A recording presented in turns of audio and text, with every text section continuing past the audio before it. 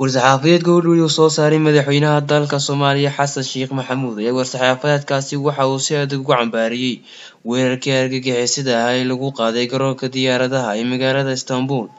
Madaxweynaha ayaa ficilkaasi aad u cambaariyay isla markaana waxa uu madaxweynuhu saxaafadeedkaasi uu soo saaray ku tilmaamay inuu ahaa mid wuxuushnimo ah, waxaana uu xusay in ujeedka weerarkaasi argagixisadu ka leedahay inay tahay sidii loo layn lahaa dadka maatida aan waxba galabsan. Madaxweynaha ayaa ugu baaqay caalamka inay meel uga soo wada jeestaan argagixisada cadaysatay daadinta dhiigga dadka aan waxba galabsan. Xasan Sheekh Maxamuud ayaa tacsi waxa uu diray dadkii halkaasi ku dhintay iyo eheladii ay ka baxeen dadkaasi. Madaxweynuhu waxa sidoo kale uu Ilaahay uga baryay dadkii ku dhaawacmay in uu caafimaad degdeg ah siiyo. Weerarkan ayaa waxaa ku dhintay in ka badan 30 ruux halka ay ku dhaawacmeen 150 kale.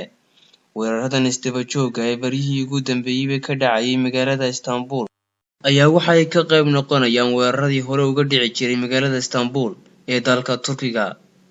Ali Cabdikariin Xaaji, shabakada caalamiga ah Hiral News, magaalada Burco.